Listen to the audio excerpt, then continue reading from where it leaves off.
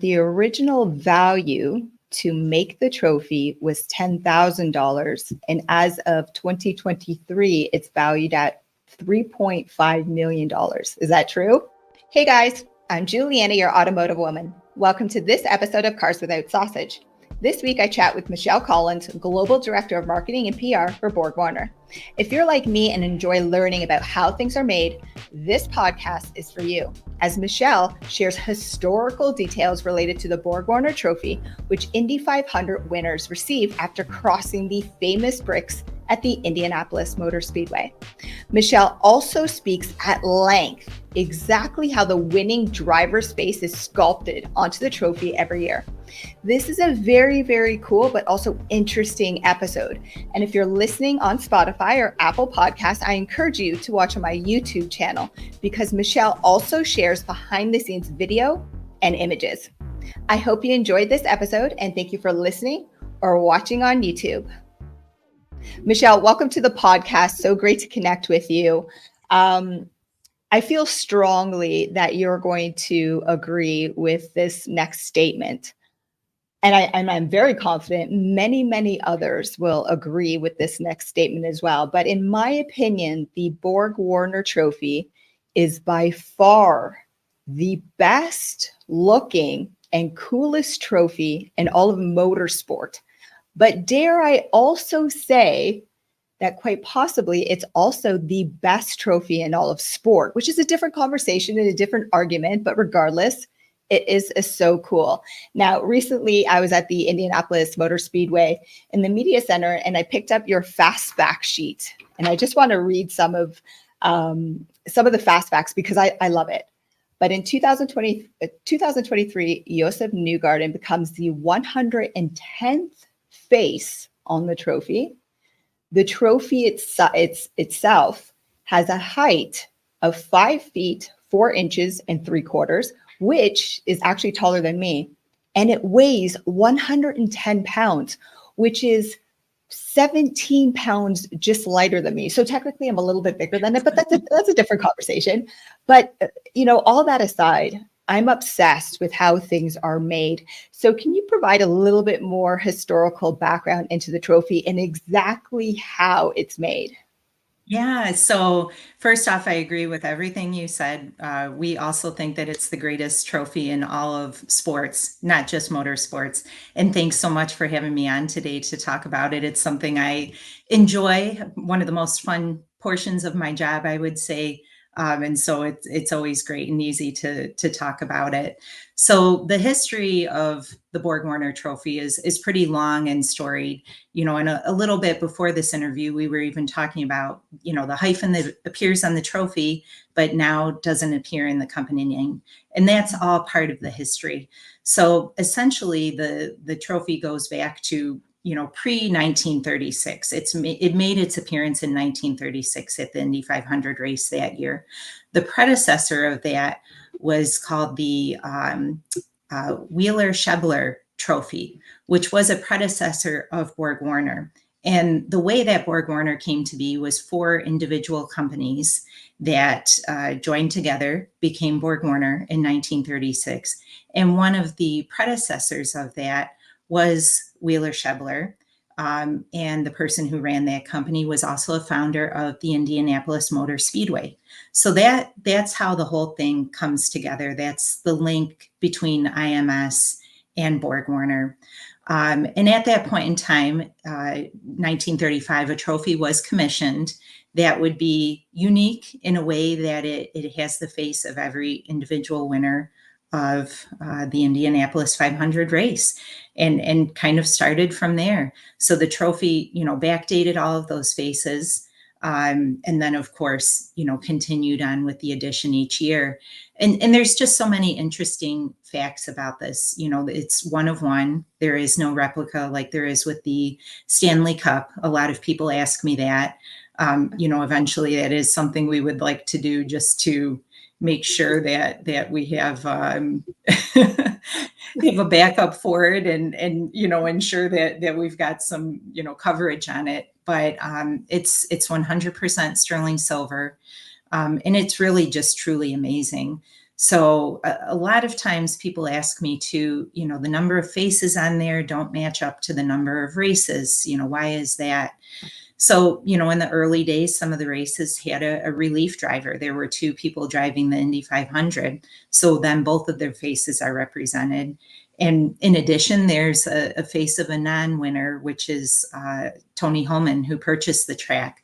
And his is the only face of a non-winning driver of the Indy 500. And it's also in gold, not in sterling silver. But there's so many little, Easter eggs and fun facts about it.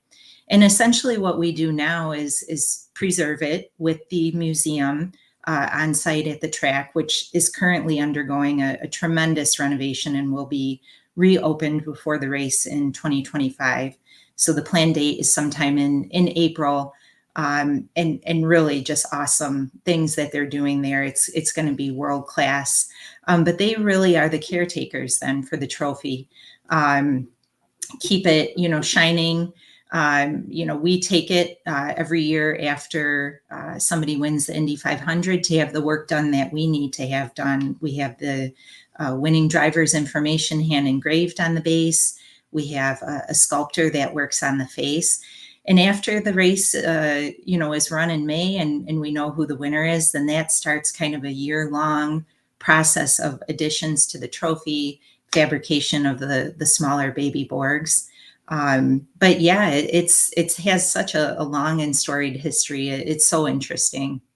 Yeah, you touched on a lot of the questions I actually had, but taking it back to the Stanley Cup. So it was famous that the Stanley Cup was broken or attempt to be stolen. I can't remember the whole story, but taking it back to what you said, there is no replica. So what is the value of the BorgWarner trophy, and do you have security around it so it's not dropped or stolen or any of that? Oh yeah. I mean, we definitely have insurance on it. We have insurance on it. I think IMS also has insurance on it, and the museum. But yeah, it's one of one, so it's handled knowing that. We do have security around it. There's an entire plan that I work on with IMS, also with the museum, where we approve or deny requests to have it at different events. We have security that's constantly surrounding it. We've taken it overseas a couple times with previous winners who wanted to take it to their hometown. It's been to Japan and Paris. So there's a lot involved in that, and a lot of background work that we do to ensure that, it comes home in the same condition that it left in, for sure.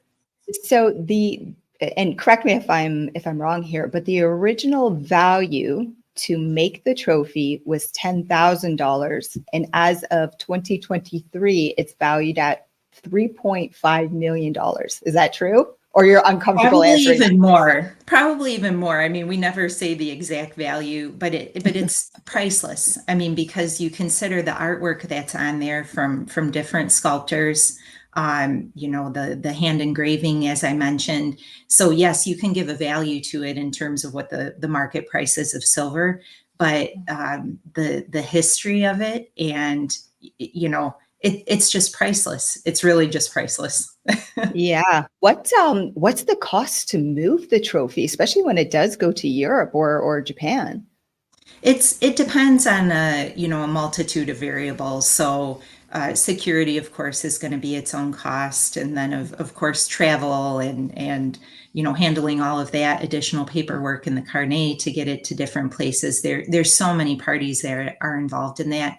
It really depends on where it's going, what the agenda looks for it, the different appearances it's making at. And we assess that and work on it based on the schedule. So there's always a desire to do certain things, and we, as I mentioned, approve or deny that based on risk. So it really depends. It's hard to put an exact number on that, but if you just think about what it would cost for you individually to travel, multiply that quite a few times. Yes, exactly. Okay, so you mentioned the Tony Holman sculpture is the only gold one, and everything else is sterling silver.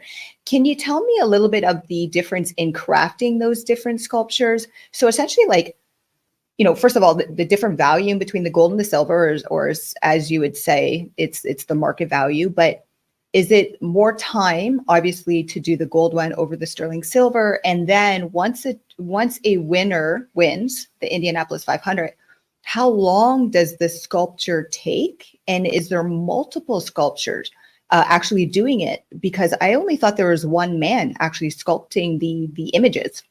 Yes. Currently, there is one sculptor. His name is William Behrens. He's based in Tryon, North Carolina, beautiful, picturesque in the Blue Ridge Mountains. And actually, we do a sitting with each winner each year to go to his studio after he started to create the baseline sculpture. So, it takes many months. Will's been doing this for us. This will be his 34th sculpture that he's doing for us this year. He loves doing it. He's amazing. And he's doing this all by hand. So it's none of these, AI or 3D printing, things. He's using actual tools that I would say, sculptors like Michelangelo use too. Yeah. Very amazing. And he's been doing it for us for a long time. The history of who had done that prior to him is a little bit more unknown. So the early years, we don't have a lot of history on that to know who was actually doing that. Prior to Will doing the sculptures, there was an idea that, a different American-based artist would do it each year. Now, in reality, that's very hard to put into practice. Sounds great on paper, but to find somebody who has that skill level, kind of ramp them up to do this small, egg-sized sculpture, very detailed and in a very, minuscule scale, it's a little bit easier said than done. So there was one person, if I'm remembering correctly, that did it prior to Will. Then Will did it, and the rest is history. And he's told us he would do this as long as he's able to, and as long as we want him to, which of course I would love him to do it forever. But he's actually been using the same small piece of clay for the 33 previous sculptures that he's done. And actually this year he was telling me it might be time for a new piece of clay, but that's where he starts, and then, remolds it based on photos of the winning driver that we take the morning after the race, from a lot of different angles. And that's really where he starts. And when Juan Pablo Montoya won the second time, that's when we started doing this in-studio sitting. So Will would always just create the small kind of egg-sized sculpture and never, in some cases, meet the driver. And I think you learn a lot about their personality and who they are through a sitting and a conversation. Will's done marble sculptures of a few U.S. vice presidents, and he does this over the course of sitting with them. So, with Al Gore, he's done his bust. It's in the U.S. Capitol, and he does sittings. He brings the marble and is working on it as he's talking to this individual. So for many years, he did ours without necessarily a personal interaction. So as I was saying with Juan Pablo, we started that sitting to get more of the personality. And Will does a, kind of life-size face. And from there, he makes small refinements. And after that day of sitting, then he transfers it into this, smaller portion, which then we cast in a mold, a wax mold, and then work with a silversmith to actually cast it in sterling silver. And then we make two of those, one that goes on the trophy that sits at the museum, and then one that goes on the smaller trophy, the baby board, we call it, that we give to the driver. Okay. And again, you answered so many of my questions there. It was very interesting to find out, like, if you're just using a photo or if you're actually doing this in person. And Yeah. I definitely agree with the in person, because I feel as though we all look different than we do, in person than the person you see on TV or in social media, right? Because you have so many filters. So that's really, really cool. So would Will say there was one face harder to make than the other to sculpt? Well, he always talks about the first image he did for us, which was Ari Leindyke, and he had long hair at the time, and that's the only driver he really, sculpted with this longer flowing hair.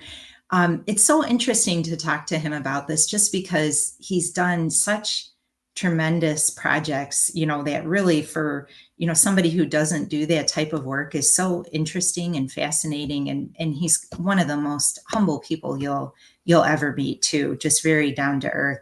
He says, I've asked him that before, oh, is there one that was your favorite or one that was hard? And he said they're just all different. um, and each poses maybe some challenges, but I feel like he feels the same about all of them. It's so cool because if you go to his studio, he has all of the castings of all the previous drivers he's done, and then all of these larger, um, you know, true to scale size faces that he has been doing for the last decade or so. When we started doing the larger sculpting too. Um, and he just says they're all interesting. Every year before the race, he's there with us, and we talk about it. Who do we think's going to win? And, who would you like to do that you haven't had a chance to do yet? So um, he really just loves it all. This year when Joseph won, he was like, he has very strong features, very strong jawline. This is going to be a lot of fun for me to work with. And then like the year Simon Pagenaud won, he of course has great hair. So that was another, fun one for Will to work on. He's like, there's so much detail in his hair. And so it's so cool. Everything is very unique and different. And I would say he never tells me which has been his favorite or maybe his most challenging. He loves all of them. Okay, excellent. So would you say then it takes like a year turnaround time to sculpt? And then what's the process to actually applying it to the trophy? Yeah, it depends a lot with Will's workload, what other commissions he has in the pipeline. So usually after the race and we know who's won and we get the morning after photos, it's a discussion of, what else have you got in the pipeline? Are there other critical commissions you're working on? He's working on something big right now, which is embargoed and I can't talk about, but that, is something I know he's trying to get through before the race or get a good majority done so he can do the face. And then that really is very fluid every year because typically we're giving the trophy to the driver and to the team owner during the off season. So we're not trying to make this complicated for them. This is a fun event. We want it to work in their schedule. And we're not trying to do it in the middle of their race season. So we're always targeting, the off season. Now, one year we did have a challenge, and that was the year Simon Pagenaud won. He wanted to take the trophy to France, and he wanted to take it during the summer, after the season was over. And we had the idea to do the face unveil in France. And that only gave Will, approximately 3 months to do this. And it was something we really wanted to make happen.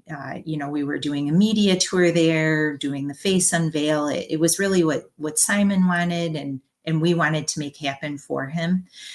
So the drivers and the team have a lot of influence on the timing too, because as I said, we want to make it work in their schedule. We're not trying to be difficult and do it when it's inconvenient for them. So that was probably the fastest he's ever done that. And I promised him I would never do that again.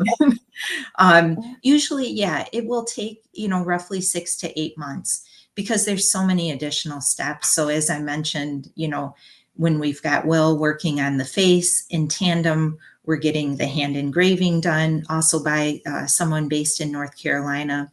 So we take the base to them and they hand engrave the winning driver and the details on the base. And so we're working to have that kind of spooled up so that when Will is ready, then we can get the face applied. And the timing is always critical on that because we, of course, unveil the face and don't want to do it prematurely. So if it's done, a few weeks before the unveil, we're covering it in the museum. So we try not to do that. We're also working on what's the least amount of time that we have to kind of cover that because we want it to be available for visitors at the museum. So yeah, I would say, 6 to 8 months. this year when Joseph won, or this last year, I should say, Will began work on it immediately after the race. And then we did the face unveil before Christmas. And then we did the baby Borgs in January. So, but it's different every year. Like I said, it's really, really fluid and dependent on what Will's got in the pipeline, what's realistic, and then also what works for the driver and the owner. Has there ever been a driver that was unhappy with his design? And if they were unhappy, does Will have to go back and fix it? Oh, I mean, I've never, and I've been there at least at the last, 10 that we've done. And usually they're in a little bit of a state of shock when they see it.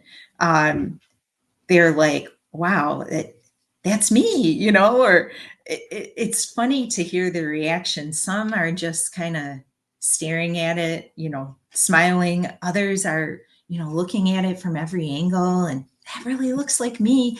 There's never been anybody that's come back and said, no, this is really off. I think it needs some rework. And actually, that's why we do the studio sitting now, is to get more of that personality and facial expression. And Will makes little notes. Every time I see it, I think it's perfect. But he is an absolute perfectionist. And if it's not right, he will start completely from scratch. I've seen him do that before. But usually he's making some little, notations on the forehead, or, if they've smiled and he's noticed like an inflection that he wants to capture, he'll make a little notation of that. So for me, I believe they've been spot on. And if you see these castings in his studio, there's no doubt who it is. Absolutely no doubt. Okay, cool. So before I ask a couple of questions about the baby Borg, and you referenced baby Borgs. So is there potentially two? But before I get into that, what kind of upkeep do you do to the BorgWarner trophy? Is that like weekly, monthly, only yearly? Yeah, so as I mentioned, it's housed in the museum, and there's a staff of curators there that take tremendous care of it. Typically, it just needs some light polishing, which the museum staff takes care of. We haven't had to do any type of like major refurbishment. This last year, I did notice some areas on the base where just there's, a piece of wood that's connecting the newer portion of the base once the top was full, and we had to add that. I noticed like a little bit of chipping and some things that could be done. So, we try to find a time during the off season where we can do that. So it's usually, something that it might be out of commission for a day or so to do. And it's done right at the museum. For us, we're always aligned with trying to have it in person in the museum the most days as possible. We try not to take it out for extended periods. Occasionally, like I said, we'll do this with a trip with the winner if that's something that they want. But we've created a virtual trophy on a screen that when it's not there, people can still enjoy and look at.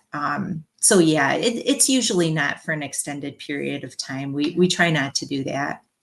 Okay, cool. So switching to the baby Borg. So tell me a little bit about that one. So first of all, is there two? So I know a driver receives their baby Borg, but does like the race team owner receive it? And then what is the size difference in between them? Yeah, so there's two of them each year. One goes to the winning driver, of course, and then we put a replica of the face that's on the big BorgWarner trophy on the drivers. And then there's one for the team owner. And Roger Penske, of course, is the winningest team owner with 19 trophies. I think second to him is Chip Ganassi. But there's a pretty tremendous gap between the amount of wins. The size between the two is pretty much the same. When Takuma Sato won in 2020, we did do a change up on the base. So it used to be for the drivers, it was on a heavy marble base, and actually the trophy was not attached to it.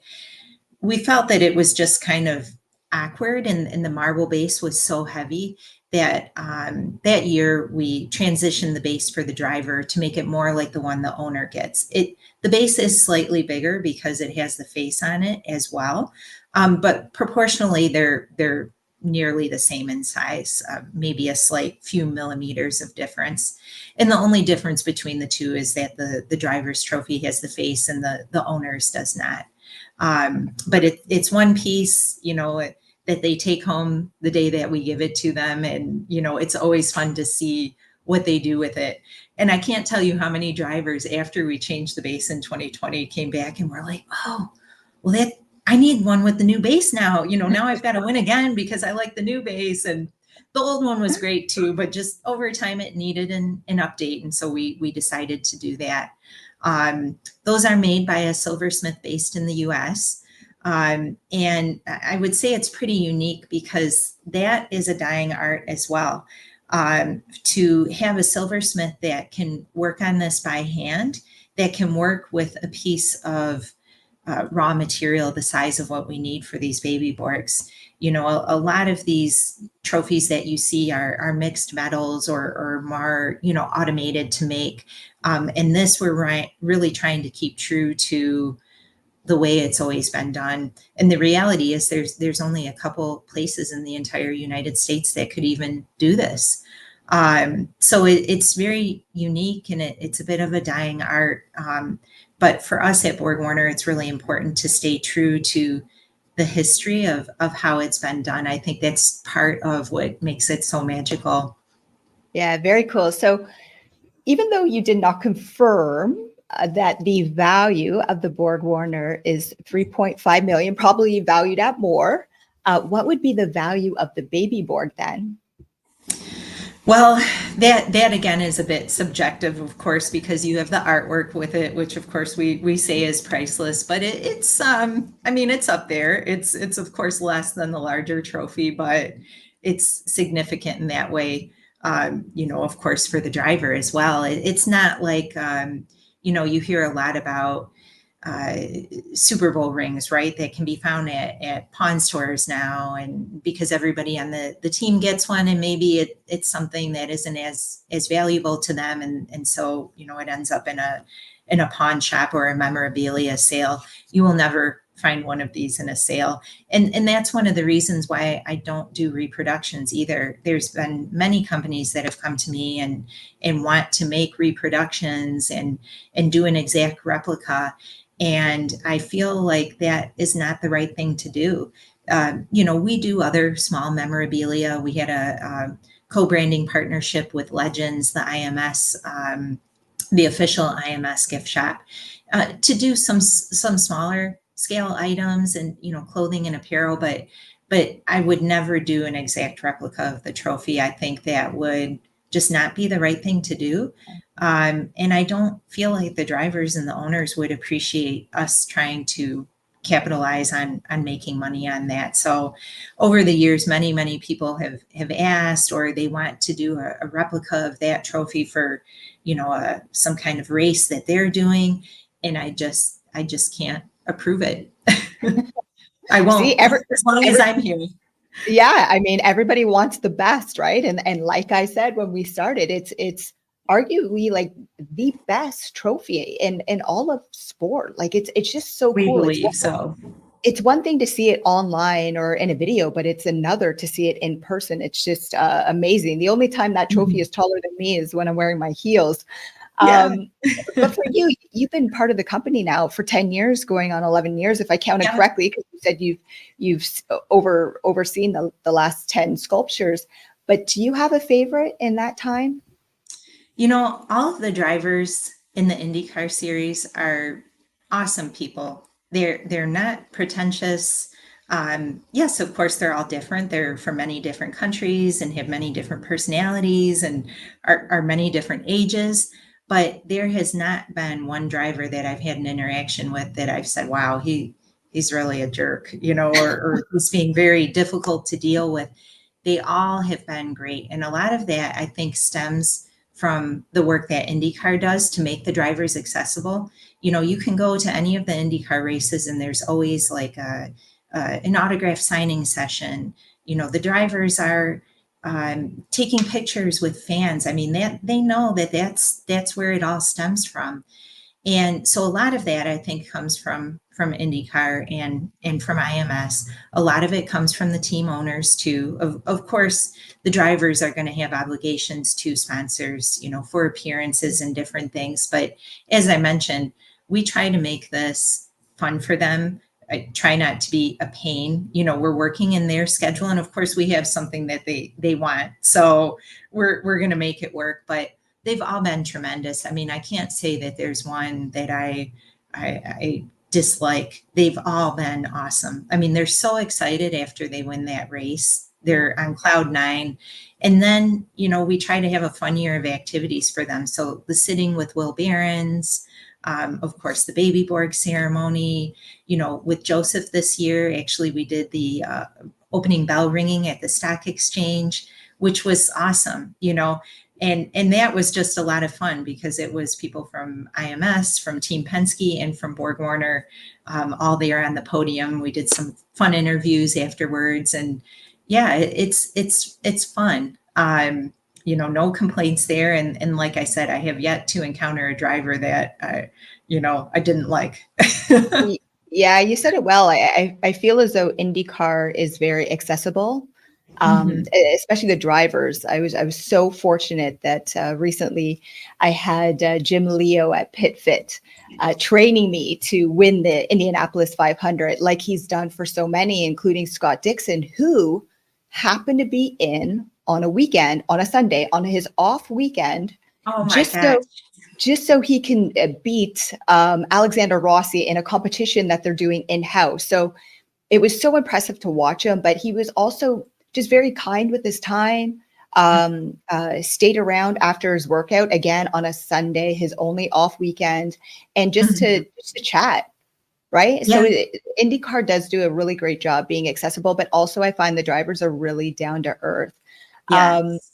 But before I let you go, is there any additional historical facts you want to share that really stand out to you?